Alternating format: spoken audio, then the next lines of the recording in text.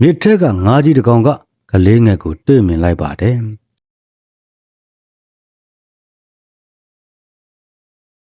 အထင်းတော်ကြီးတွေကအဲ့ဒီမြင်ကွင်းကိုမြင်လိုက်ရတဲ့အခါမှာကြောက်လန့်တကြားအော်ဟစ်ပြီးကလေးငယ်ကိုစွန့်ပစ်ပြီးတော့ပြေးသွားခဲ့ပါတော့တယ်ငါးကြီးကကလေးငယ်ကိုတခဏတွင်းချင်းမှာပဲယူချလိုက်ပါတော့တယ်ဒါပေမဲ့အဲ့ဒီလိုအသက်အနေနဲ့ကြုံတွေ့ခဲ့ရပြီမဲ့ကလေးငယ်က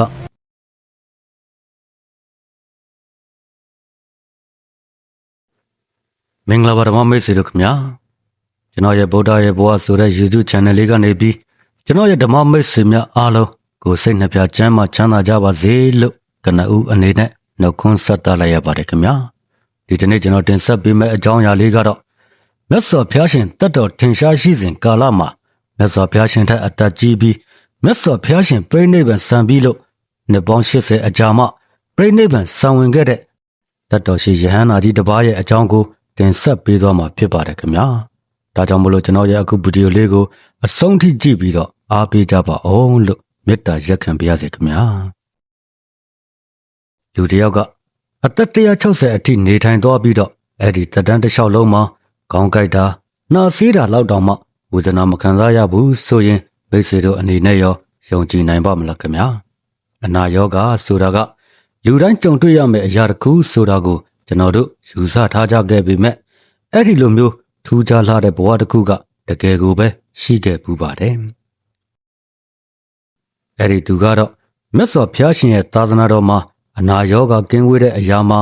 အသာဆုံးအမျက်ဆုံးဆိုတဲ့ဧတရဘွယ်သူကိုရရှိခဲ့တဲ့အရှင်ဘာကုလမထေရမြတ်ကြီးရဲ့အံ့ဩစရာကောင်းလာတဲ့ဘဝဇာတ်ကြောင်းပဲဖြစ်ပါတယ်ခင်ဗျာ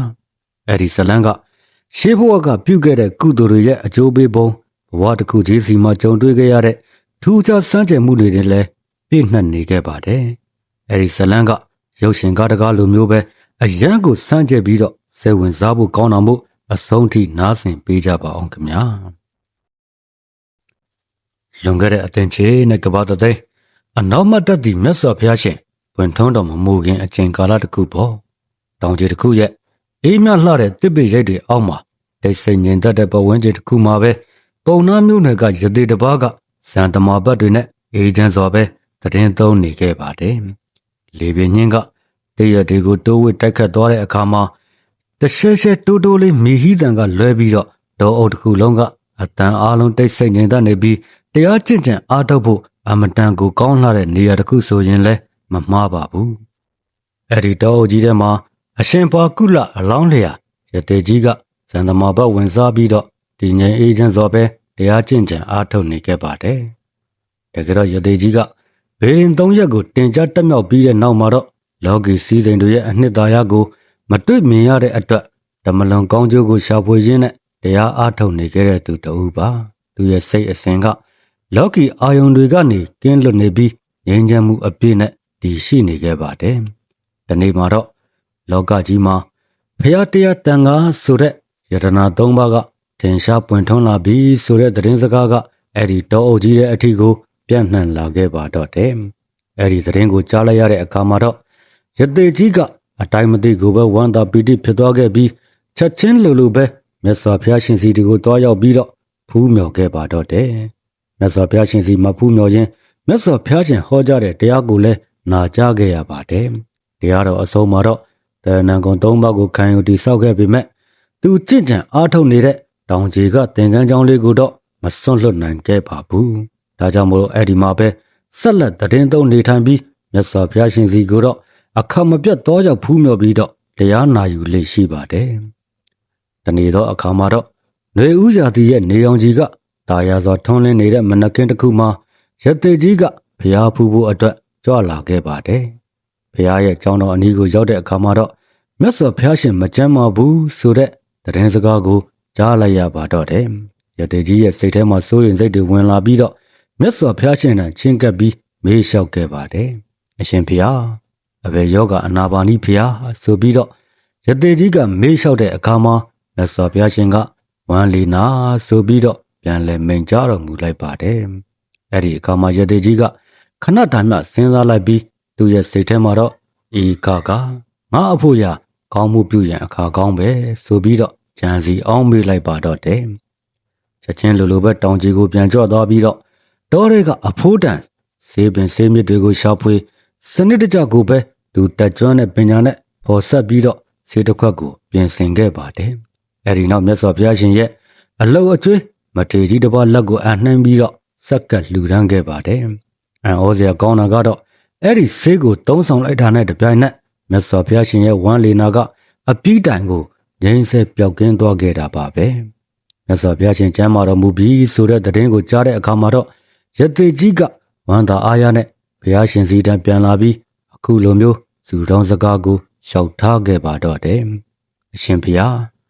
တပည့်တော်ဤဆေးဖြင့်အရှင်ဘုရားဤကျမ်းမာတော်မူခြင်းသည်ဖြစ်ခဲ့ပေပြီ။ထိုကောင်းမှုဤအကျိုးဆက်ကြောင့်ဖြစ်လေရာတန်တရာဘဝ၌တပည့်တော်ဤခန္ဓာကိုယ်ဝဲနွားတို့တစ်ကြိမ်နှစ်ကာလမျှလဲအနာရောဂါမဖြစ်ပါစေသာဆိုပြီးတော့ဇူတောင်းခဲ့ပါတော့တယ်။အဲဒီဇူတောင်းကအရှင်ဘာကုလမထေမြတ်ရဲ့ဘဝတစ်လျှောက်လုံးမှာအနာကင်းမဲ့စေမဲ့အတိတ်ထံရဲ့ခရီးအစဆိုရင်လဲမမှားပါဘူးခင်ဗျာ။အဲဒီအတိတ်ဘဝကကုသိုလ်တွေကြောင့်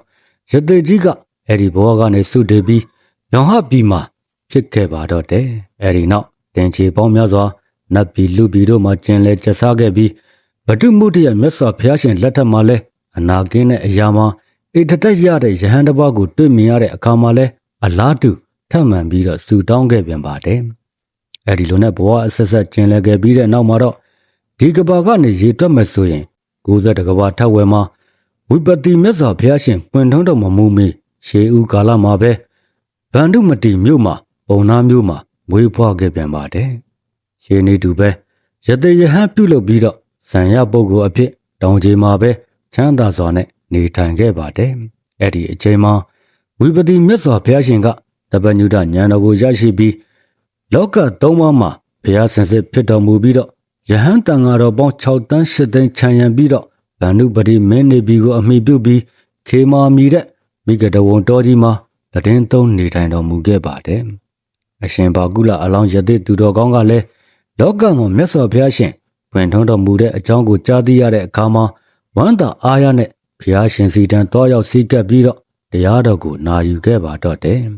။အဲဒီနောက်မှာတော့တရဏဂုံခံယူစောင့်တည်ခဲ့ပေမဲ့မိမိရဲ့ယသိယဟန်အဖြစ်ကိုမစွန့်လွတ်နိုင်သေးတဲ့အတွက်တောင်ကြီးသင်္ကန်းကျောင်းမှာပဲဆက်လက်နေထိုင်ခဲ့ပါတယ်။ဒါပေမဲ့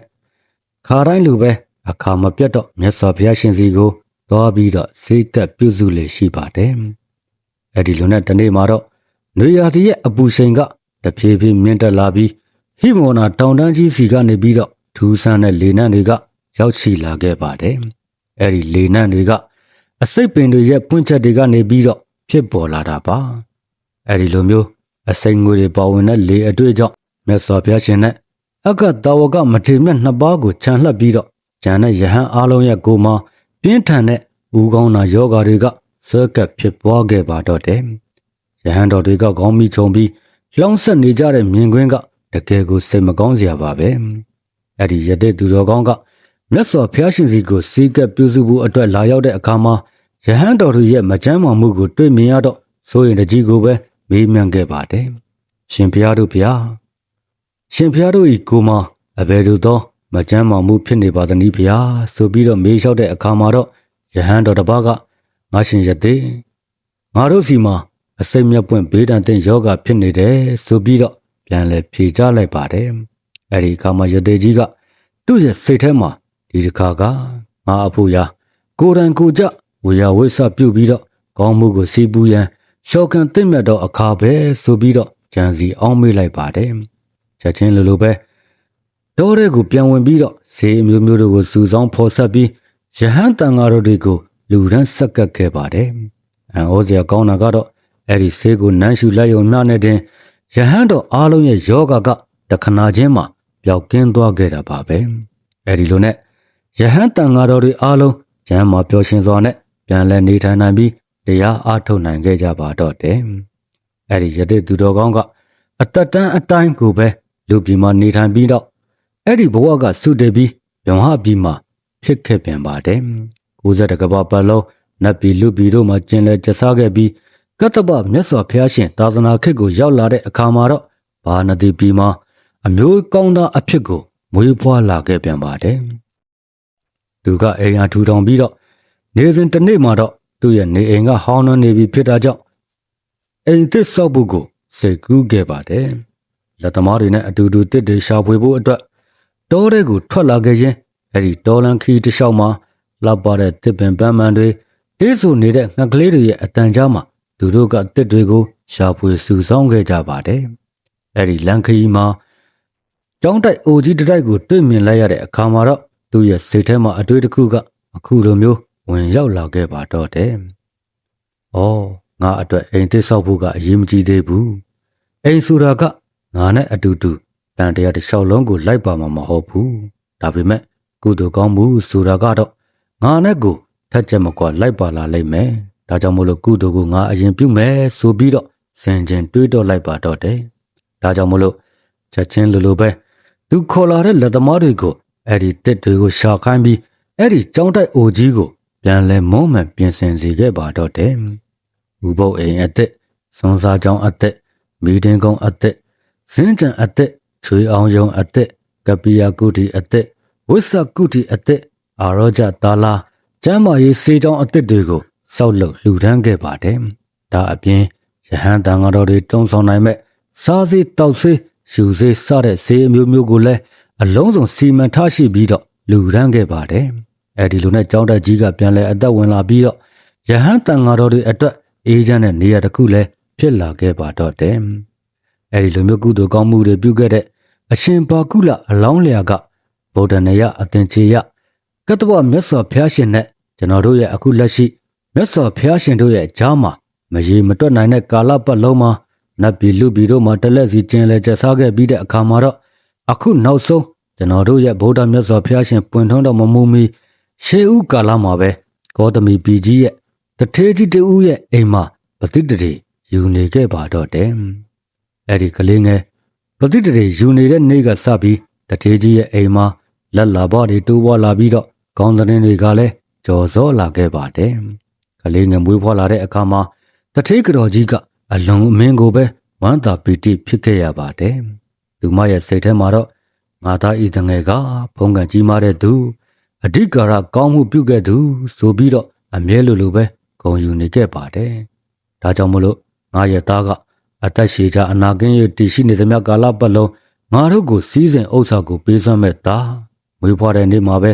ရမုံနာမြစ်ကြီးမှာရေချိုးမှတငယ်တို့ရဲ့အသက်ရှည်ကြအနာကင်းကုန်၏ဆိုပြီးတော့ကြံစီတော်မူခဲ့ပါတယ်။ဒါကြောင့်မို့လို့အဲ့ဒီကလေးငယ်ကိုရမုံနာမြစ်ကိုရေချိုးရန်အတွက်အခမ်းအနားနဲ့တကွပို့ဆောင်စေခဲ့ပါတော့တယ်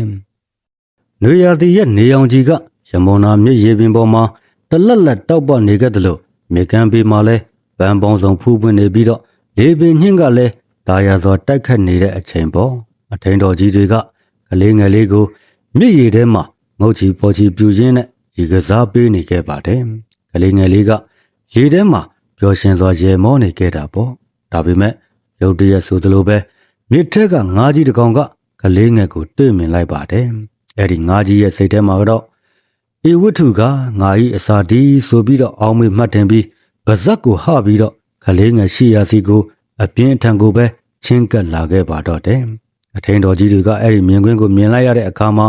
ကြောက်လန့်တကြားအော်ဟစ်ပြီးကလေးငယ်ကိုစွန့်ပစ်ပြီးတော့ပြေးသွားခဲ့ပါတော့တယ်။ငါကြီးကကလေးငယ်ကိုတခဏတွင်းချင်းမှာပဲယူချလိုက်ပါတော့တယ်။ဒါပေမဲ့အဲ့ဒီလိုအသက်အနေနဲ့ကြုံတွေ့ခဲ့ရပြီမဲ့ကလေးငယ်ကဖုံးကန်ကြီးမားတဲ့သူဖြစ်တာကြောင့်ဆင်းရဲဒုက္ခကိုမဖြစ်ခဲ့ပါဘူး။ငါကြီးရဲ့ဝမ်းပိုက်ထဲမှာအိယာတိုက်ခန်းနဲ့ဝင်ရောက်လှောင်ဆက်လိုက်ရတယ်လို့မျိုးအေးအေးချမ်းချမ်းကိုပဲရှိနေခဲ့ပါတယ်။ဒါမှကလေးတယောက်သာဆိုရင်ငါးမျိုးခံရတာနဲ့တင်တေဆုံးသွားနိုင်ခဲ့ပေမဲ့အဲ့ဒီကလေးငယ်ကနောင်အခါမှာဘာကုလယဟန္တာမထေဖြစ်လာမဲ့သူတဦးပါ။သူရဲ့တရားမှာဖြစ်ပေါ်လာမဲ့အရဟတမဉ္ဇဉ်ရဲ့အာနုဘောကြောင့်ဒီကလေးငယ်ကမသေးဘဲနဲ့အသက်ချမ်းသာရာရခဲ့တာဆိုရင်လည်းမမှားပါဘူး။အဲ့ဒီလိုတကူအဲ့ဒီဘက်မျိုးကိုညာနာဝိပါရအဲ့ဒီလို့ခေါ်ဆိုကြပါတယ်။ငါကြီးကလည်းကလေးငယ်ရဲ့တကူအရှင်ကြောင့်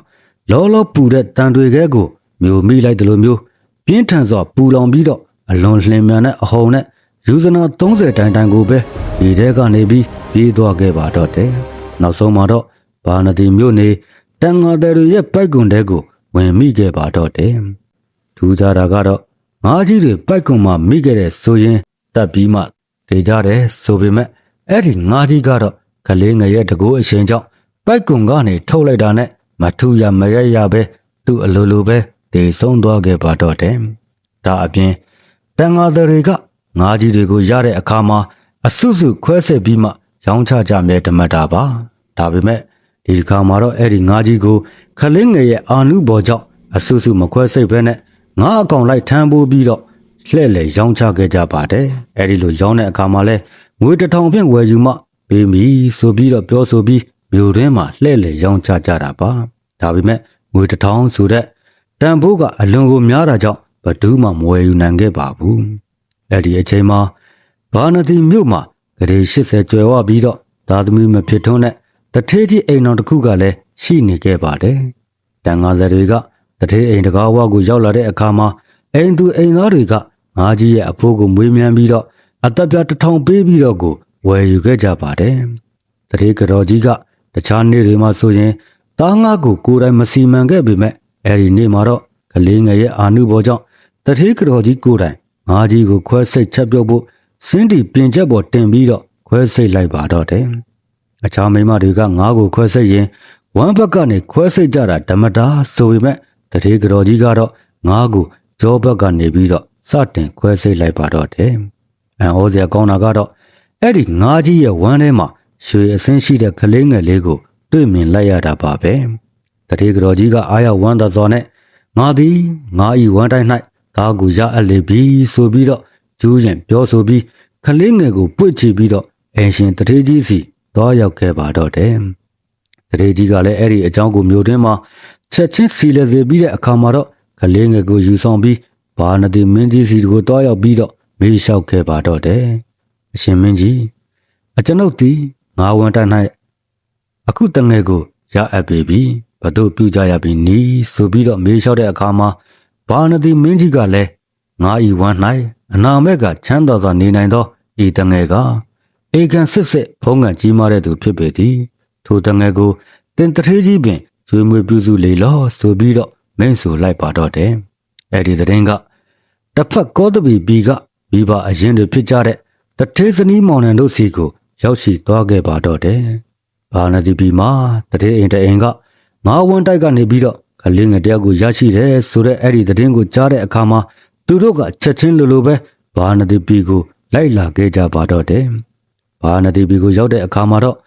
သူငယ်ရဲ့မွေးမိခင်ကအစင်တန်စာဆင်ရင်ထားပြီးပြုံးရှင်ပျော်ပါကစားနေတဲ့မိမိရဲ့သားကိုမြင်လိုက်ရတဲ့အခါမှာဤတငယ်သည်အလွန်နှစ်သက်ပွဲရှိပေ၏ဆိုပြီးတော့ချီးမွမ်းရင်းနဲ့မိမိရဲ့သားဖြစ်ကြောင်းကိုပြောကြားလိုက်ပါတော့တယ်အဲဒီလိုနဲ့တထေးကတော်နှစ်ယောက်တို့ရဲ့အငင်းပွားမှုကကြီးမားလာခဲ့ပါတော့တယ်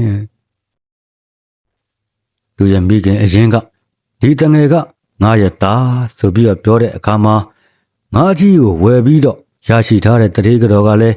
တင်ကအဘယ်ရက်ကနေပြီးတော့ငါရဲ့သားဆိုပြီးတော့လာပြောနေတာလေဒီတငယ်ကိုငါကြီးရဲ့ဝမ်းတိုက်ထဲကနေရအပ်ထားတာအဲ့ဒီငါကြီးကိုလည်းငါဝယ်ထားတာဒါကြောင့်မို့လို့ဒီတငယ်ကငါရဲ့သားငါပိုင်တယ်ဆိုပြီးတော့ပြန်လဲပြောဆိုခဲ့ပါတယ်အဲ့ဒီအခါမှာမိခင်ရင်းကလည်းမဟုတ်ဘူးငါရဲ့သားကိုရမုံနာမြစ်မှာရေကစားနေတော့မှအဲ့ဒီငါကြီးကမြူသွားတာဒါကြောင့်မလို့ဒီသားကငါရဲ့သားအရင်ငါပဲပိုင်တယ်ဆိုပြီးတော့ပြန်လဲညင်းဆိုခဲ့ပါတယ်အဲ့ဒီလိုနဲ့မွေးမယ်တော်နဲ့ကျူးမယ်တော်တို့ကအဲ့ဒီတထေးကတော်နှစ်ယောက်တို့ကသူသားငါသားအငင်းပွားကြရင်းနဲ့နောက်ဆုံးမှာတော့ဘာနတိမင်းကြီးထံတော်ရောက်ပြီးအဆုံးဖြတ်ခံယူဖို့အတွက်နန်းတော်ကိုဥတီခဲ့ကြပါတယ်ဘာနတိမင်းကြီးကအခြေအနေကိုတေချာနားထောင်ပြီးတဲ့နောက်မှာပညာရှိဆန်တဲ့ဆုံးဖြတ်ချက်တစ်ခုကိုချမှတ်ခဲ့ပါတော့တယ်ဤကောသမီတထေးကတော်ကဆယ်လာလုံးလုံးဝမ်းကြတိုက်ဖြင့်ဆောင်ပိုက်ခဲ့သူဖြစ်သောကြောင့်ဒီတထေးကတော်ကိုအမိမဟုတ်ဟု၍လည်းမဆုံးဖြတ်နိုင်ငါကိုဝယ်ယူသောသူတို့မိသည်အညှို့အသေးစားစီတို့ကိုအပြင်ထုတ်၍ဝယ်ယူရိုးထုံးနှံမရှိဝမ်းထဲမှာပစ္စည်းနှင့်တကွသာဝယ်ယူရိုးဖြစ်သောကြောင့်အဲ့ဒီငါကြီးရဲ့ဝမ်းမှာရအပ်ကဤပါဏတိတထေးကတော်ကိုလည်းအမိမဟုတ်ဟု၍မဆုံးဖြတ်နိုင်ဤတငယ်ကကောသမီတထေးကတော်အဖို့အဒရဇသားဖြစ်၍ဘာနတိတထေးကတော်၏အဖို့မူကားအိနကသားဖြစ်ပေ၏တို့ရကတငယ်သည်ကောသမီတထေးအိမ်ဘာနတိတထေးအိမ်နှစ်အိမ်လုံး၏အမွေခံသားဖြစ်စေဆိုပြီးတော့ဆုံးဖြတ်ချက်ကို ချမှတ်လိုက်ပါတော့တယ်။အဲဒီဆုံးဖြတ်ချက်ကြောင့်တရေအိမ်နှစ်အိမ်စလုံးကလက်လာပါတွေအထုပ်ထရောက်ပြီးတော့ကောင်းသတင်းတွေလည်းကြော်စောခဲ့ပါတယ်။ကလေးငယ်ကိုလည်းတရေအိမ်နှစ်အိမ်စလုံးကချမ်းသာစွာကြီးပြင်းစေခဲ့တဲ့အတွက်ဘာကုလကုမာယဘာကုလတထေသာဆိုပြီးတော့အမည်တွင်ခဲ့ပါတော့တယ်။အဲဒီဘာကုလတထေသာအရွယ်ရောက်လာတဲ့အခါမှာလဲကောသမီပြည်နဲ့ဘာနဒီပြည်နှစ်ပြည်စလုံးမှာမိဘတွေကစံအိမ်ပြတ်သက်သုံးဆောင်စီဆောက်လုပ်ပေးခဲ့တယ်လို့ကကြည်တဲ့မောင်းမမိတ်တဲ့များစွာကိုလည်းပြုစုဖျော်ဖြေစေခဲ့ပါတယ်။အဲဒီလိုနဲ့ဘာကုလတထေသာလေးကတစ်မြို့မှာ၄လနောက်တစ်မြို့မှာ၄လစီစံမြန်းပြီးတော့နေထိုင်ခဲ့ပါတယ်။တထေစီစိန်ကိုအပြည့်အဝခန်းစားနေထိုင်ပုံကလည်းထူးခြားလွန်ခဲ့ပါတယ်။တစ်မြို့မှာ၄လပတ်လုံးနေထိုင်ပြီးတဲ့အခါမှာပေါင်းကူးလှေကြီးတွေပေါ်မှာမန်တပ်ကြီးစွာဆောက်လုပ်စေပြီးအဲ့ဒီမန်တပ်ပေါ်မှာတထေသာဘာကုလကိုကကြည်တဲ့မောင်းမမိတ်တန်တွေနဲ့အတူတင်ဆောင်ပြီးတော့ကြီးစွာသောအခမ်းအနားနဲ့အခြားမြို့ကိုပို့ဆောင်စေခဲ့ပါတယ်။လေကြီးတွေကလည်းမြစ်ရေပင်ပေါ်မှာဖြင်းညင်းစွာဆုံဆင်းလာပြီးတော့ဘဝင်းကျင်ကရှုခင်းတွေကလည်းလှပနေခဲ့တာပေါ့။တခြားမြို့မှာနေထိုင်ကြရတဲ့ကကြည်တဲ့မောင်းမမိတ်တန်တွေကတော့နှစ်လတာအချိန်ဖြင့်အရှင်တထေသာသည်လမ်းထဝက်သို့ရောက်ဆိုင်တော်မူလာလိမ့်မည်လို့ခံမှန်းပြီးလမ်းဝက်ကနေပြီးတော့ခရီးဦးကြိုပြုကြပြန်ပါတယ်။အဲ့ဒီဘာကုလတထေသာကိုဝိုင်းဝန်းဖျော်ဖြေပြုစုယူရကြတာကနှစ်လအချိန်နဲ့မိမိတို့မြို့ကိုရောက်အောင်ဆောင်ယူခဲ့ကြပါတယ်။လိုက်ပိုးတဲ့မြို့ကကြည်တဲ့မောင်းမမိတ်တန်တွေကလည်းလမ်းထဝက်ကနေပြီးတော့မိမိတို့ရဲ့မြို့စီကိုပြန်ကြရပါတယ်။အဲ့ဒီလိုနဲ့ဘာကုလတထေသာကတမျိုးပြီးတမျိုးလဲဆံမြန်းရင်ကြီးစွာသောတထေးစည်းစိမ်ကိုခံစားသုံးဆောင်နေခဲ့ပါတယ်။အသက်အရွယ်အနှစ်80တင်းတင်းပြည့်တဲ့အချိန်ထိအဲ့ဒီလိုမျိုးပဲချမ်းသာစွာနဲ့နေထိုင်ခဲ့ပါတယ်။ဘာကုလတထေသာအသက်80အရွယ်တင်းတင်းပြည့်တဲ့အချိန်မှာတော့အခုကျွန်တော်တို့ရဲ့ဗုဒ္ဓမြတ်စွာဘုရားရှင်အလောင်းတော်ကတပ္ပညုတဉာဏ်တော်ကိုရရှိပြီးတော့လောကသုံးပါးစလုံးမှာဘုရားစင်စစ်ဖြစ်တော်မူပြီးဓမ္မစကြာတရားဥကိုဟောတော်မူပြီးနောက်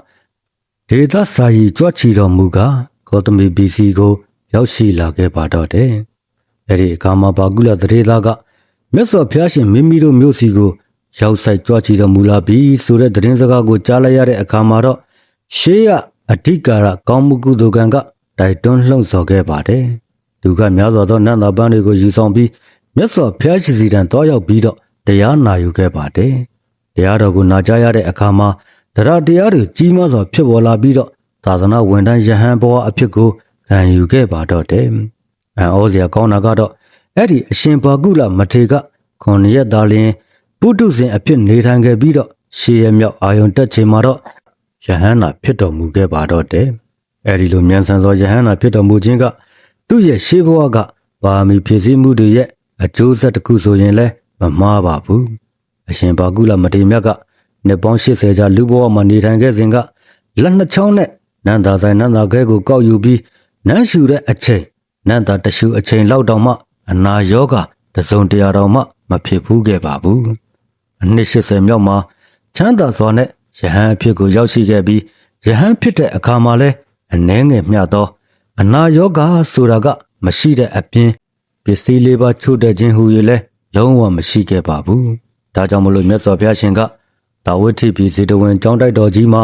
အရိယတန်ဃာတော်တွေကိုဧတတက်ဘွယ်ထုချင်းမင်းတဲ့အခါမှာအရှင်ဘာကုလမထေမြတ်ကိုယဟန်တို့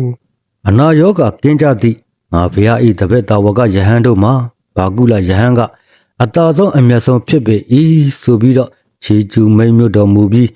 အပ္ပဘာရအနာယောဂကင်းသောအရာမှာအတာဆုံးအမျက်ဆုံးသောဧတတက်ဘွယ်ထုကိုပေးတော်မူခဲ့ပါတော့တယ်။အရှင်ဘာကုလမထေမြတ်ရဲ့ဘဝတစ်လျှောက်လုံးမှာအံ့ဩပွေရာတွေကလည်းအများကြီးရှိနေခဲ့ပြန်ပါတယ်။ဥပရိပဏတဘာကုလတုတ်ကနေပြီးတော့ထုံနှုတ်ဖော်ပြရမယ်ဆိုရင်တခါတုန်းကအရှင်ဘာကုလမထေမြတ်ကရဇကြိုးပြီးဝေလူဝင်ကျောင်းတိုက်မှာသတင်းသုံးနေတော်မူတော့သူ့ရဲ့ရှေးလူဘဝကမိတ်ဆွေဖြစ်ခဲ့တဲ့အစေလကတ္တပကအရှင်ဘာကုလမထေတိုင်လာရောက်ပြီးတော့စကားပြောဆိုခဲ့ပါတယ်။အဲဒီအဝေမလွှမ်းတဲ့ယသိကရှင်ဘာကုလ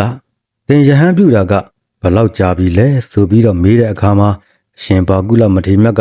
ငါရှင်ငါယဟန်ပြုသည်ကအနှစ်80ရှိပြီဆိုပြီးတော့ဖြေချလိုက်ပါတော့တယ်။အဲဒီအခါမှာအစေလကတ္တပက ရိုင်းပြရင်သီးစွာနဲ့ပဲအခုလိုမျိုးမေးမြန်းလိုက်ပါတော့တယ်။အဲ့ဒီအနှစ်80အတွင်းမှာဘဏ္ဍကျင်းမေထုံအချင်းကိုသင်မှီဝဲဘူးတနည်းဆိုပြီးတော့မေးလိုက်တဲ့အခါမှာအဲ့ဒီလိုရိုင်းပြတဲ့မေးခွန်းကိုကြားလိုက်ရတဲ့အခါမှာအရှင်ဘာကုလမထေရမြတ်ကသူ့ရဲ့အံ့ဩပွေရာတွေကိုမိန့်ဆိုတော်မူခဲ့ပါတယ်။အဲ့ဒီအံ့ဩပွေရာတွေကိုတင်ဆက်ရမယ်ဆိုရင်နံပါတ်1ကာမတညာကင်းခြင်းငါရှင်ကတ္တဗငါကိုအနှစ်80အတွင်းမှာဘဏ္ဍကျင်းမေထုံအချင်းကိုသင်မှီဝဲဘူးတနည်းဆိုပြီးတော့ရိုင်းပြရင်သီးစွာနဲ့အမေးမြန်းတင်ဘူးငါရှင်ကတ္တဗငါကိုအနှစ်80အတွင်းကမဂုံနဲ့ဆက်တဲ့အမှတ်တညာ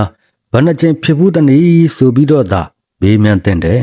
ငါယဟန်ပြုခဲ့တာကအနှစ်80ရှိပြီအဲ့ဒီအချိန်မှာရှင်ဘာကုလကတတ်တော်160ဝါတော်80ရှိနေခဲ့ပါပြီအဲ့ဒီအနှစ်80အတွင်းမှာငါတရံမှာကမဂုံနဲ့ဆက်တဲ့အမှတ်တညာတစ်ချိန်တစ်ခါမှမဖြစ်ဘူးဆိုပြီးတော့မိန်ကြားလိုက်ပါတယ်ဒါကအရှင်ဘာကုလမထေရရဲ့ပထမဦးဆုံးသောအံ့ဖွယ်တစ်ပါးပါပဲနောက်တစ်ချက်ကတော့ဗျာပါဒတညာနဲ့ဝိဟိန္ဒတညာကင်းခြင်းလို့ခေါ်ရပါမယ်ငါရှင်ကတ္တဗငါယဟန်ပြုခဲ့တာအနှစ်80ရှိပြီအဲ့ဒီအနှစ်80အတွင်းမှာငါတရံမှာသူတစ်ပါးကိုဖျက်ဆီးလိုမှုနဲ့ဆက်တဲ့တညာဗျာပါဒတညာသူတစ်ပါးကိုညှင်းဆဲလိုမှုနဲ့ဆက်တဲ့တညာဝိဟိန္ဒတညာဆိုတဲ့အဲ့ဒီတညာနှစ်ပါးစလုံးတစ်ချိန်တစ်ခါမှမဖြစ်ဘူးခဲ့ဘူးအဲ့ဒီနောက်မှာတော့ကာမဝိတ္တကင်းခြင်းငါရှင်ကတ္တဗငါယဟန်ပြုခဲ့တာအနှစ်80ရှိပြီအဲ့ဒီအနှစ်80အတွင်းမှာငါရဲ့တရံမှာကမဂုံနဲ့ဆက်တဲ့ကြံစီမှုကာမဝိတ္တတွေလည်းတစ်ချိန်တစ်ခါမှမဖြစ်ဘူး